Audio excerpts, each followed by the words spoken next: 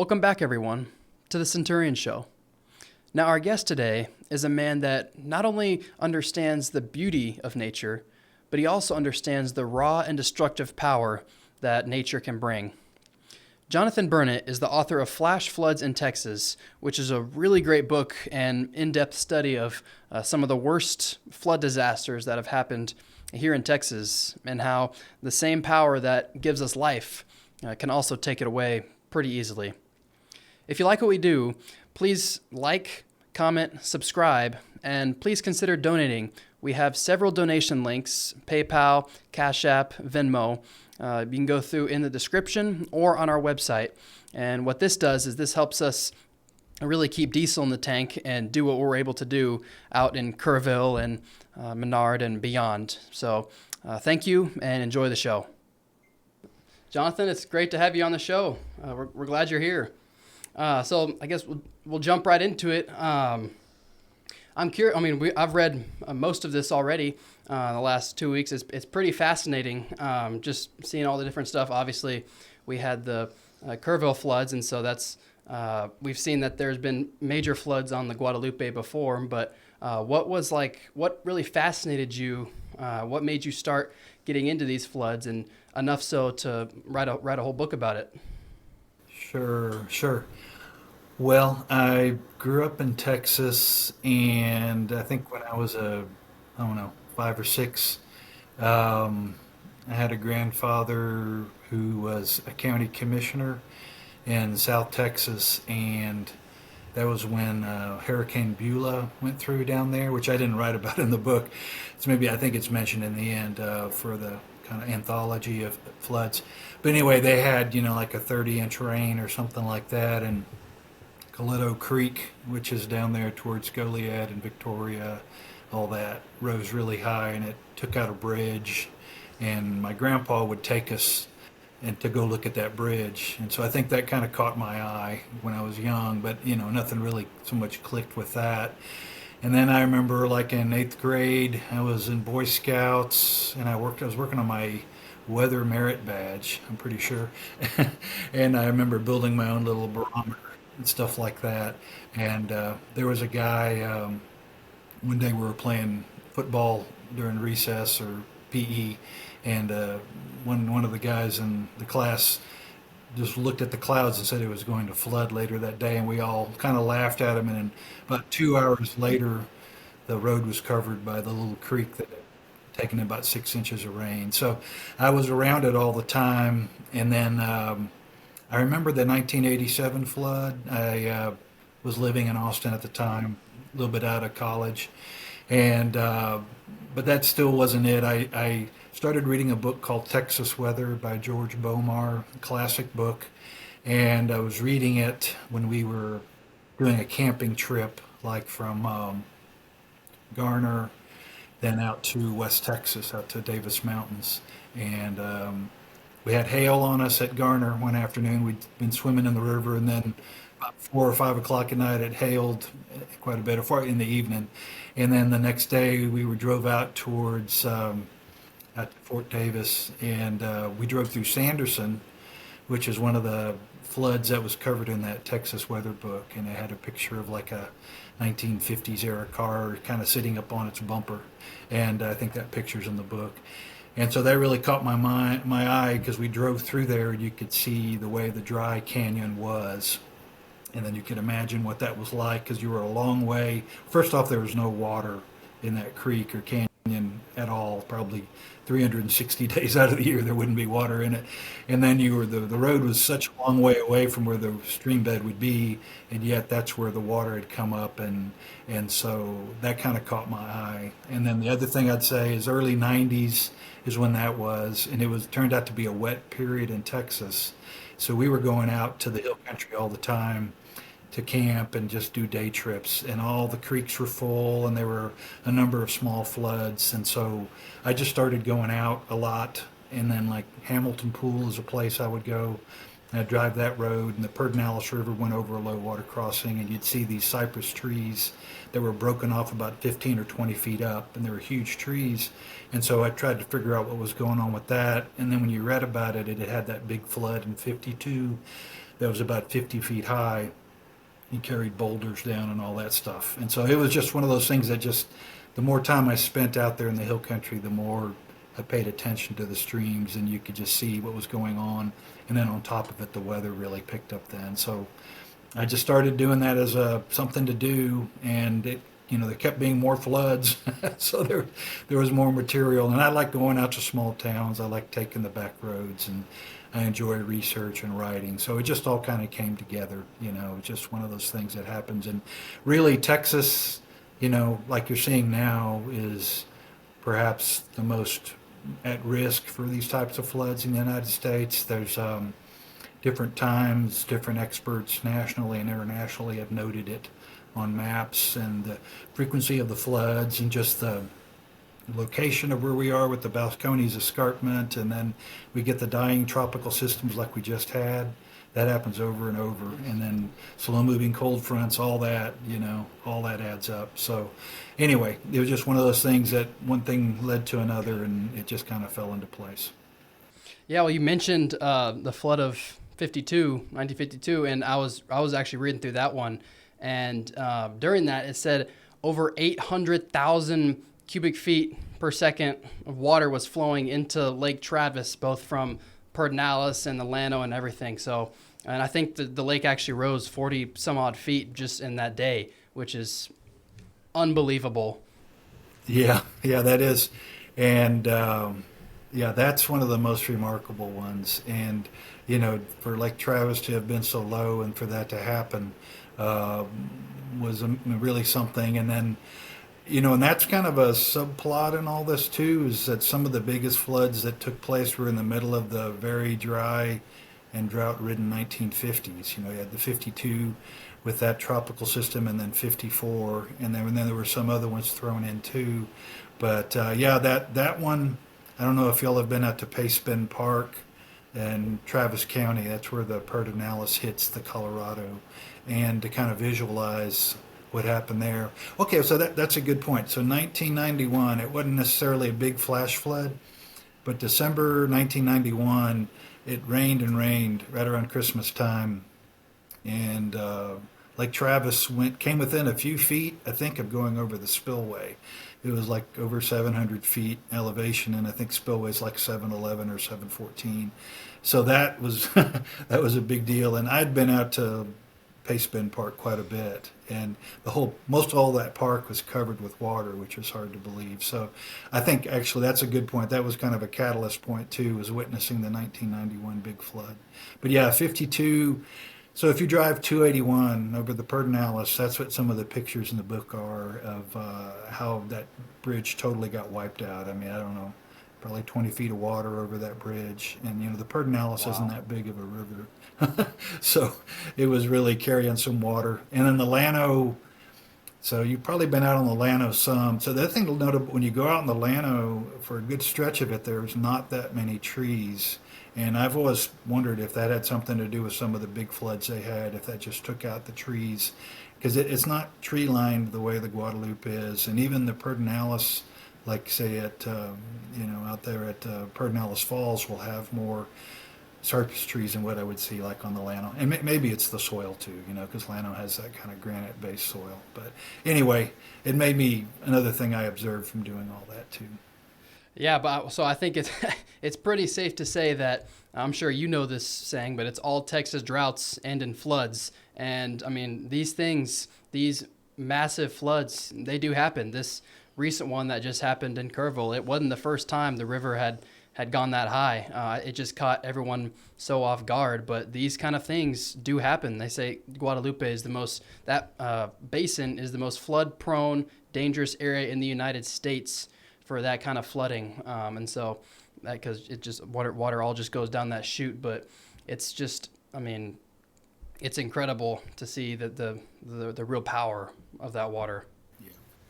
Yeah, that was very true. And you've probably been along that stretch. It's such a pretty area, and I would pretty regularly in the fall, well after I even finished the book, I would time a trip to go out to Los Maples and take photos of the leaves changing. And if I did it right, I would go to the South Fork of the Guadalupe out that way. And and if you timed it really right, you were at the same time the cypress trees were changing leaves and colors. And beautiful area, spectacular, pretty, extreme relief. So like you talked about, when that rain fell there, it really picked up and got moving, and so on and so forth. And yeah, and that's the drought to flood. That's good you point that out too, because that's what were we talking about 6 weeks ago was, well, we're going to run out of water this summer, right? Yeah. Canyon Lake at its record low, and Travis was not quite there, but pushing pretty low. And then now, which has happened many times before, where these lakes will catch 20 to 30 foot rises from these big events. Yeah, absolutely. So, talking about Kerville a little bit more, was there anything about this flood in particular that stood out to you? The one, well, so sad, breaks your heart. So many things lined up just worst case, right? Which has happened in some of these other cases too, where extreme event hits at the worst time of night on a holiday weekend, in a location that was very prone. And so, yeah, it's just, I guess, in terms of hydrologically speaking, like you said, I mean, it's actually pretty close in height to what 1932 was. But I think I just glancing over that in the book at 32, I think there were even notes. So most of what I took was reports from newspapers at that time. But 32 didn't happen in the middle of the night. And so even though it had a big event and you had somebody stranded out on an island or a pile of debris for a day, and that was a big story, people, I guess, see that the flood was coming. And I'm sure it was less populated then, too. So this is just so sad the way it all added up, and just breaks your heart, and anybody, I've been impressed with how just the outpouring and just kind of the human spirit that's been in this. But just to think about what happened is, and I haven't been out there. I hadn't even tried to go out there, but just to understand what happened is really hard to comprehend. Well, it's not that hard to comprehend, but it's hard to digest and accept to some degree. So Yeah, absolutely. And there's been a lot of talk about, were people prepared, or did these sirens go off? And in your opinion, what is the best way to warn people about what's coming? yeah, let's see. Okay, well, so there's a really good hydrology professor out of Rice, Philip Bedient, Bedient, and I think I saw his quote, and it was, basically in all of the above, like you would need some kind of mass communication to each person. You would need something redundant. You would need something, that would broadcast if you didn't have like cell phone, and I guess weather radio probably worked or something like that. But then you also probably need like people at the camps, that are alert, that know that's a possibility. That's so yeah. I don't know if there's any one way that would have worked. With so many things lining up so badly in this case. But you would hope we'd build in kind of redundancy and ways that there'd be all sorts of different ways to notify people. It's hard to say. I mean, it's we have so much different technology now. I assume we're going to come up with some good solution, but it's so sad we didn't have something that could have helped out here better. I didn't get to look it up, but back when I was researching this book, if you go to the national publications like National Weather Service and all that, there is a flood, I think in 1976, maybe right around July 4th even, up in Colorado near Estes Park, the big Thompson River, and it just tore through there, and same sort of thing, took out everything. And there was like a pretty extensive disaster survey type of study, and they put in all kinds of warnings. And I think when you enter that canyon, they have like flashing lights, and they have flashing lights throughout the canyon. And so just all kinds of different things they do because same sort of thing happened. It was just, I think it was the middle of the night, worst time of day, holiday weekend, maybe communication could have been better, so on and so forth. And so I haven't gone back and reread that document, but, that's the type of thing I expect. There'll be all kinds of thoughts on how we can improve. Well, and I mean, just real quick, I think a part of that too is people really underestimate the power of water. I mean, most of the time, the Guadalupe, I mean, every time we've been there, it's just a little, I mean, stream. In some places it gets wider and it's kind of like a lake, but for the most part, it's a very, very slow moving river. And so no one expects that just a 40-foot current is just going to blast through everything. And people are like, it's not going to happen to me. It can't happen here. And then boom, it happens. And so 100% right. Yeah, if you think about it, if you go down to the beach and you play on the waves, and even a wave that'll be up to you like your shoulders, if you're not braced, it'll knock you back easily, right? And then you go to a water park and there'll be like a wave machine or something like that, and it won't be that high of a water, wave, and it'll send you flying. And so, yeah, anything of any kind of height, and it's really something. And then I guess, like you see with cars and stuff like that, I mean, they float in big heavy objects, houses, so on and so forth. It's like you said, the power of water, we really don't, it doesn't click immediately with us, right? Well, one of the things I saw years ago, I drove up Highway 101 or Highway 1, I guess it was 101, Northern California, up towards Eureka and through the redwoods. And one of the things I was aware of is that they'd had a massive flood in 1964, a Christmas time flood on the Eel River. And when you're driving on the road, the river will be down like, 30 feet off to your right, and you'll drive past like a telephone pole, and like 15 or 20 feet up on the pole, it'll say like 1964 on it, and that'll show you what the height of the river was, at that time. And I've talked to some flood experts years ago, and that's one of the things they suggested is maybe along our roads we should put little signs that note like what a high water mark was. So then, like you said, we're used to seeing the Guadalupe, 18 inches deep, not, 40 feet deep. And, people may not even see it, or I don't know, maybe a little frightening, but at the same point, it may at least raise awareness. But, something like this that happened in the middle of the night, it's so tough. It's such a tough one that happened. Well, up north in like the Tornado Alley, I know they have sirens for tornadoes and stuff.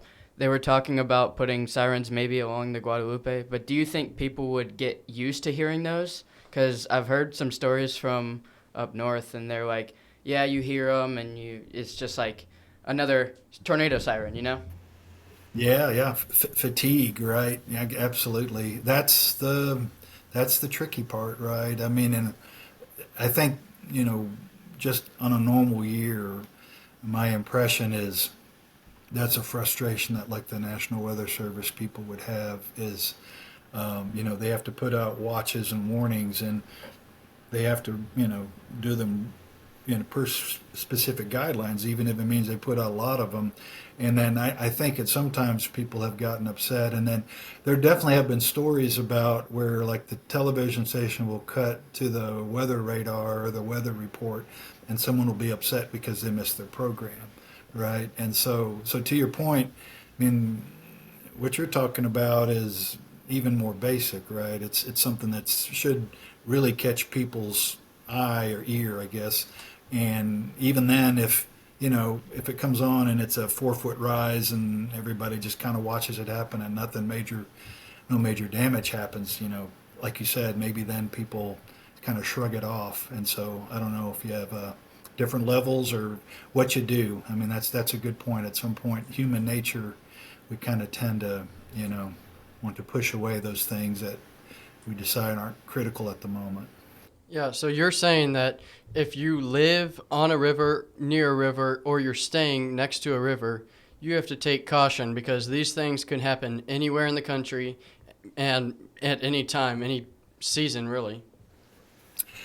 Yeah. I mean, I suppose like when we're in the, like probably the next week, right? no rain, maybe not many clouds. I mean, I think you can probably judiciously Yeah. understand what's going on there. But but to your point, I mean, certain times of year, there is a seasonality to a lot of the things. Like, Austin, the rainiest month of the year is May, and Memorial Day is known as like the day it almost always rains. And there's been multiple flash floods on Memorial Day in Austin, and and so San Antonio probably has a similar thing, right? And so, but during the summer, when you have like about 6 or 10 weeks of dry, right? And then the wintertime, probably there's less of a chance or risk of flooding, but it still happens, like that December flood I told you about. And I know there's been November floods, and so, and now the weather's a little more wacky with how some of the things are going. And so, yeah, I mean, I think you really have to be judicious when you're near the water. I read, I don't know if y'all saw that article in Texas Monthly by that writer whose family lived, I guess, downstream of Ingram, and they were up on their house was built on the concrete pillars above the 1987 flood level. And the house got swept away, and it's a very chilling account of what's going on. And by the time they heard water, there was nothing they could do. They couldn't get up to their attic. They were too far away from a tree, so on and so forth. So, I don't know. Again, that's kind of gets back to hopefully you have multiple ways of being warned and multiple kind of escape routes if you have to go to that level. Yeah, like a PACE plan, primary, alternate, contingency, and emergency. Just different ways to be warned. Mm-hmm. Well, and I mean, this isn't, we've seen, to speak kind of to your point, that people kind of get dumbed down, so to speak, to these floods. I've seen several floods. I mean, we got a family ranch out near Kerville, and so we're in that area all the time. And we've seen some floods, again, 10, maybe the most I've seen is like a 15-foot rise, but even that is still, it's not near, triple that, basically. And so you can't understand that full power. The Llano River flood, I think it was 2018, that was a pretty destructive flood. It pretty much filled up Travis. And so we've seen these kind of floods, but the one we were just at, we've been in Kerrville last couple of weeks helping out down there as much as we can. It's almost humbling. It is humbling to see just that no human building. I mean, even the trees in nature just get plowed down by water, and so it's just shocking and humbling to see that. 100% on that, and thank you for doing that work, and really appreciate you and other people that are doing everything they can to help out. And absolutely, humbling is absolutely the right word. And so back when I had a little more free time, one of the things I did it took me a while to write the book. It took about 15 years when my sons were born, and I kept working full time and so on and so forth.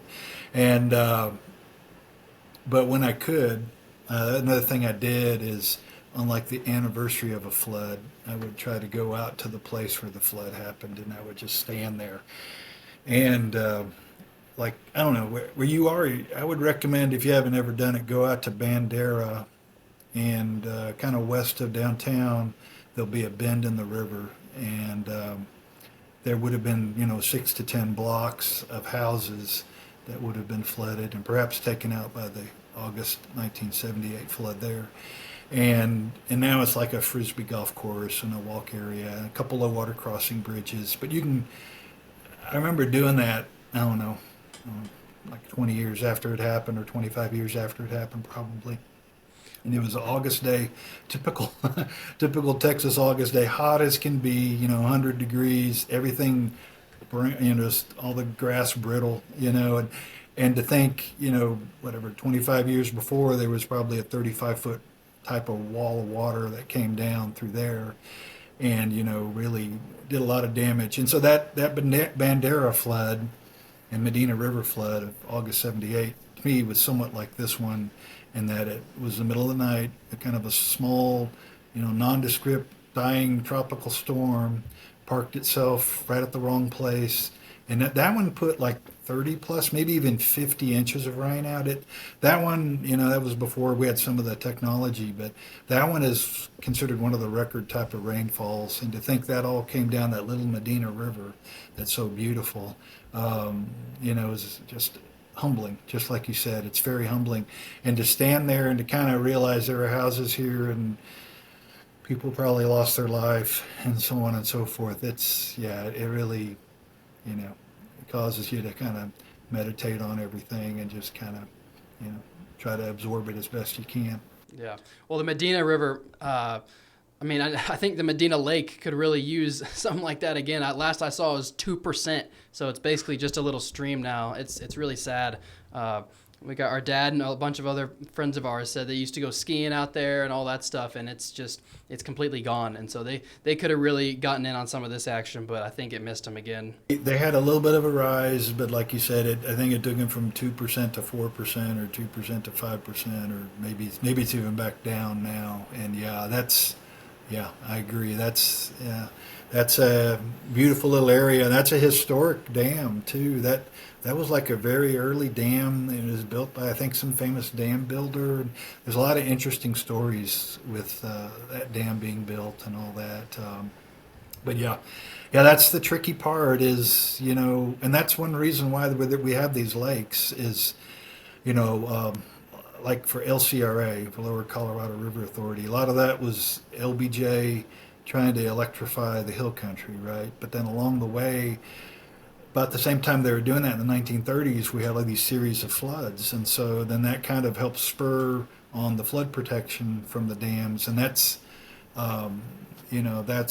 like with Mansfield Dam. I think it was the 38 flood that came through while they were working on Mansfield. And then they added like maybe 10 or 20 feet, I think, to the height of the dam. And then Buchanan, I think, was being worked on when some floods came through too. And then Buchanan, I think, they even had kind of like you see today, like the initial builder went bankrupt or something. So they had all kinds of turmoil with getting that done. But unfortunately, it doesn't seem like we get like these steady lakes around here. They're either going up real fast or they're dropping due to lack of rain and runoff. So that's kind of the story of Central Texas, I think. Yeah, so I'm curious, as a flash flood expert, what's your view on building these camps and these houses in these dangerous flood zones? Because we're the ones who are building in these areas on God's creation, and God knows when the floods are coming, but we don't. So what do you think is the best way? Well, yeah. I mean, we're drawn to the water, right? And that's part of the thing, and that's kind of the thing we have to battle, because you're talking about the wisdom of living on the land and understanding your setting. And as humans, we sometimes bypass that for our emotional connection and so on. So it's a tough one because I understand the desire to be near the water, and then in some of these cases, the flood happens every 50 or 100 years, and so some people, will like to roll the dice on that. There's a series of houses, New Braunfels, where the Guadalupe comes through, near the Common Street Bridge. I think the book might even talk about it. There's a series of houses just above that bridge, like 10 or 12 houses or whatever. And always were getting flooded. And I think 98 it got flooded, and then they rebuilt because it was like the family house where everybody went to go play in the river. And then lo and behold, it flooded again in 2002. And I think one of those houses was a house that they had pictures of kind of floating down the river. And I think finally, the city of New Braunfels must have bought out that property, those series of houses, because I don't think there's houses there anymore. And then, you've seen that in Austin. Austin had Onion Creek, bad floods, and there's whole neighborhoods over in southeast Austin where they bought everything out. And 1981 flood in Austin, Shoal Creek, middle of the night, same sort of thing. people never seen anything like it, but something like that had happened before. Like a neat part of town, like near 35th Street, there's like a doctor's office area I'd been to off of Jefferson Street, I think it was. And every now and then I'd go for a walk back in there if I had like an extra 10 minutes. And you could walk along the street and you could see where the houses used to be. And when you read the accounts of the 1981 flood, there were several of those houses where the creek came up and, went through the house and so on. And, again, it's kind of one of those humbling things where you walk through it and you look down there and there's really maybe a puddle of water in Shoal Creek at that point. But to think it had enough power to do all that. Yeah, that's a tough one because, like you said, most likely will happen at some point. Don't know exactly when. And then, if you're living there, hopefully you're very cognizant of it. Even that house I mentioned, the Texas Monthly people, I mean, like they said, they built that up on the pillars, like you see along the Guadalupe and New Braunfels and Seguin. Seguin has a neighborhood, forgot what it's called exactly now, but it was a cool place right along the river, and then they had that flood in 72 come through, and you can drive down there now, and it's mostly empty lots, but there's a few houses that are built about 15 or 20 feet up. So, I don't know. It's kind of, rolling the dice, I think, if you're not fully aware of what's going on there. Well, I think to add to your point, Blaine, this is just kind of the natural order of things. God uses these floods to fill the lakes back up because we've seen, the Lake Buchanan, for example, it was the first time that they used their floodgates to release water since 2019. And so it's been really dry. Lake Travis has been really dry. Medina Canyon, all those lakes have been really dry. And so, this is just how things progress. That God uses these floods to fill the lakes back up. I know it's several 100 billion gallons of water got added to Mansfield or to Travis. And so that's going to be water for Austin for the next several years. And so that's just how these things go. It's unfortunate. It really is unfortunate how they turn out, and sometimes because people aren't aware, and happens during those most critical hours, the 1 a.m. to 5 a.m. Everyone's asleep. Especially July 4th, everything was packed out. People were probably up late, went to bed late, and so they were deep sleep. And then all of a sudden, boom, it's gone. But it's just. That's how sometimes, that's how we go. We've seen it in the past, and it will happen again in the future. This is just how God uses nature to, replenish the earth. Well, and that's, I think, especially in this part of the world, we kind of have the hyper version of that because, like you said, there'll be floods throughout wherever, all over, but we're kind of in one of the most dangerous areas in the world for that. And so, especially true, what you said, for our area. Absolutely. Well, how can people learn to be more prepared for not just floods and fires or tornadoes, but for Jesus coming back? Because he's coming back, whether it's soon or not. You got to be ready for him to come back. Just as you got to be ready for these floods. Yeah. That's all part of it is, watching all this happen. You're huge amounts of grief and sadness, right? And then the human condition, and it's wonderful to watch people work together and help each other out. But it's also, like we talked about, humbling, knowing kind of our place in all this, and it makes us realize kind of how fragile things are for us. We really, it definitely helps to be in touch with the greater being and spirituality, and have a connection to God, and it's especially in the difficult times too. So, yeah, I think it's an opportunity. Well, an opportunity is a strong word, but at least I'm impressed to see how everybody has worked together, and there's been such good unity in everybody working together. So absolutely, that's the sad part. Is enormous, right? But the human spirit and people helping out, like y'all are doing, that's great that you can help out and work with the people. That's, I very much commend you, and I greatly appreciate all those. And I reading about like a couple of the camp owners that perished.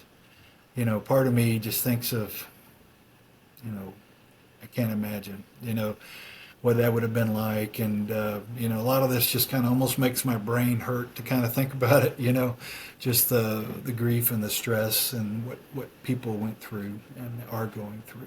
So. What were your first thoughts as the flood came in and like you heard the stuff coming on and happening? Well, I was hoping it wasn't right. I mean, I was hoping, like you said, I knew the flood could happen, right? I mean, I wasn't really watching it. I woke up that morning and a friend texted me about the rise on the Llano and mainly the San Saba, where they had the bigger, they had like a 15-inch rain up there at least. I think south of Brady, Menard, that area, and so that was going nuts. And then I told them, well, I had just seen on the news flash flood emergency, and then looked up some of the information, and then like one of the local weather people here, maybe he had advanced news, but he just he said he just didn't want to talk about it. It was just too much. He didn't want to say until he had more official word, but I think maybe he knew kind of what was coming in terms of the reports of casualties and all that. And so, yeah, I mean, for me, I mean, I've been to that, when they were showing the bridge at Kerville, I've been down to that park many times. And so the fact the water got right up to it was, pretty astounding, but yet, that's kind of what they planned, their hydraulic planning was for a flood of roughly that size, I suppose, maybe not quite that size, but, and just from our experience, when you go over those big bridges, you see the floodplain below, and you understand, well, that's what they were planning for, is to at least be able to hopefully survive that type of water. Like 2018, you talk about the Llano, that's where that one bridge at Kingsland washed away. So anyway, yeah, that was the image I was initially seeing, and then they mentioned that about Camp Mystic, and same thing. I was like, well, hopefully they're not really in that. Hopefully maybe the people evacuated up the hill and they just haven't seen them. But then when you started hearing what time of day it was and how high the rise was, it's just one thing after another, just worst case on top of worst case. Well, I mean, we've already kind of touched on this a little bit, but out of all of these floods that you've witnessed, wrote about, etc., what are really like the parallels that you've seen in all of these floods? What's something really in common that takes place when all of these floods happen?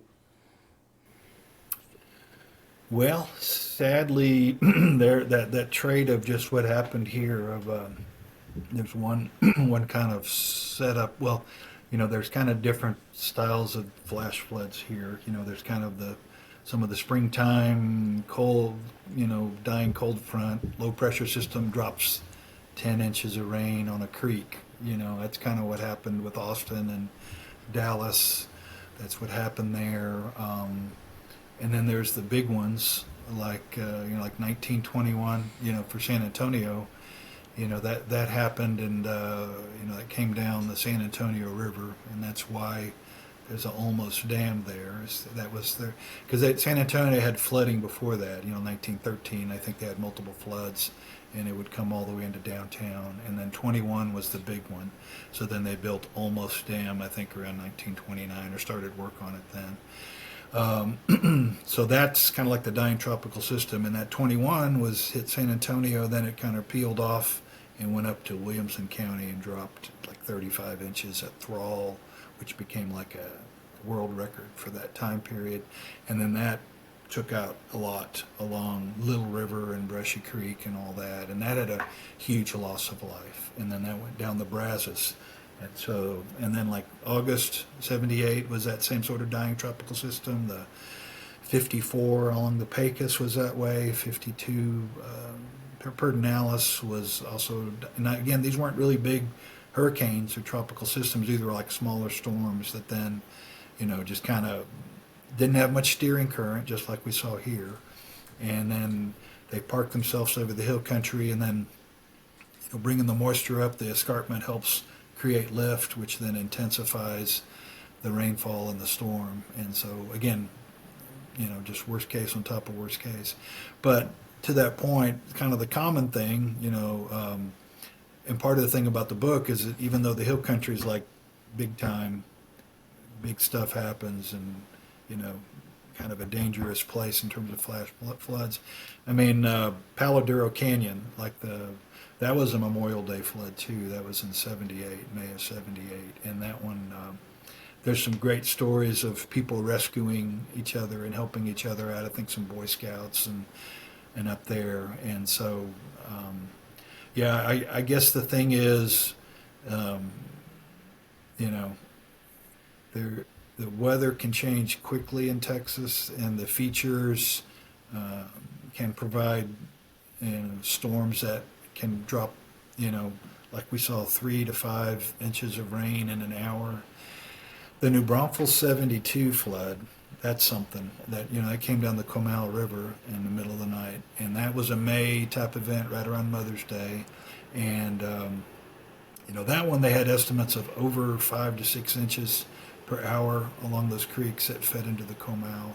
And so, I think the thing is be very weather aware, pay close attention when they issue a flash flood watch or a flood watch, be on alert. And if any kind of warning comes out, then you really do have to kind of associate that with what you're doing.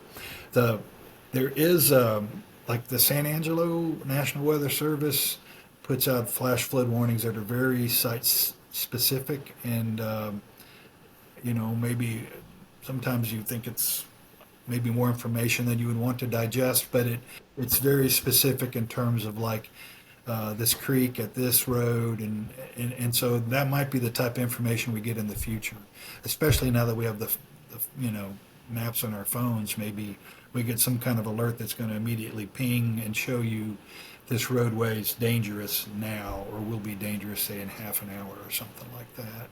So I guess the common thing is definitely be weather aware, and maybe there's certain times of year you can kind of let it back a little bit, but most of the year we could have storms that brew pretty quickly, especially the tropical stuff like we saw recently. Those are the ones I think that are high alert type of systems. Well, I mean, there have been numerous floods on the Guadalupe, and I mean, last year there was floods in North Carolina, and so I guess my question is, why haven't we had these PACE plans? I mean, Texas has been flooding since before 1900 when you wrote about them. Why haven't we had these PACE plans here, I mean, even up to this flood? Yeah, that's a good question. I mean, I don't, I think part of it is kind of maybe there's a coordination thing, or maybe, certainly you hope on a local level per basin, you hope there's some good knowledge that everybody can be aware of.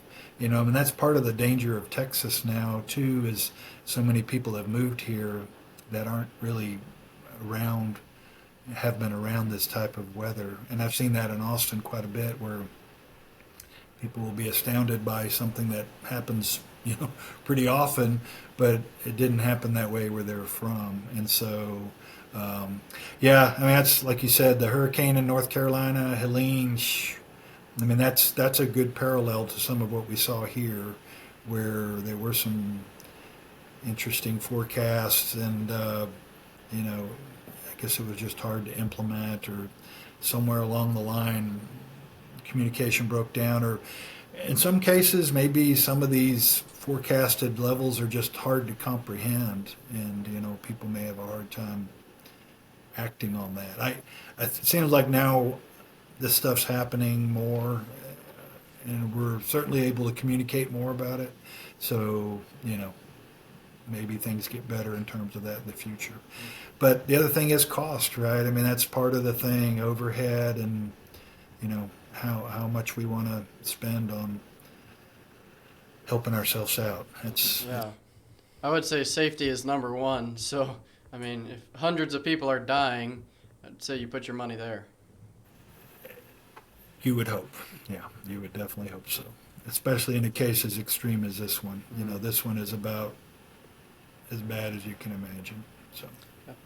Well, Johnathan, as we start to wrap up here, what's really one thing that the listeners can really take away from the floods that they've seen just recently and throughout reading history? What is something that people can learn and really implement into their lives after seeing all of these floods?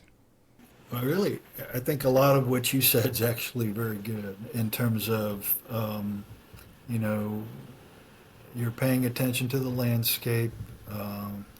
You're getting to know, you know, like where your ranch is or where you visit. You're doing things like noticing water levels, but also maybe looking at the canyon and seeing here's a big boulder over here that's, you know, 10 feet in diameter. Did that roll down the hill or how'd that get here, you know?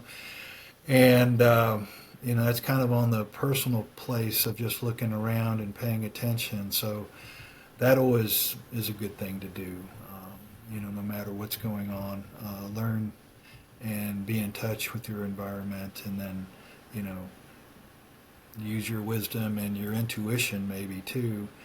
So that's, I think, great. And that takes a little bit of time and being in the moment with the place. But on a second level is kind of more abstract, is, you know, like you said, hopefully maybe there's a different warning system, or we do something that, you know, just really alerts people. And you know, this is going to stick with people for a good while. You can read in the book, or like after the floods, like I think after the Memorial Day flood in Austin, like anytime there was a big rain, everybody just was expecting the worst. And luckily nothing that bad happened again.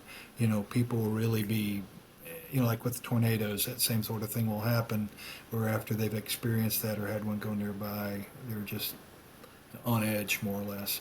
And hopefully we get beyond the pure anxious stage and get to where we just have a better knowledge and better communication. But yeah, I think getting to know your environment, and that, you know, that's harder to do because I don't know if enough people are getting out in nature the way they used to. And but, you know, if you do, that helps a lot. But then hopefully we get beyond the sensational reporting side of things and we get to informational and, you know, somewhat practical guidance that will help people out. Yep, that's awesome. Well, thank you, Johnathan, for coming on and sharing your experience, your wisdom. We really appreciate it. Again, we recommend everyone, especially if you live in Texas, go read this book, Flash Flooding in Texas. It gives you a really good, detailed summary and descriptions of all these floods that have taken place, and how we can learn from them. But thank you again, Johnathan. We really appreciate your time. Well, thank you so much. Crew. Thank you. Excellent discussion, and I appreciate your insights. Very good, and thank you for what y'all are doing. And hope that goes all right somehow. But thank you very much. Yes, sir. We appreciate Stay in touch. Thank you. Bye-bye.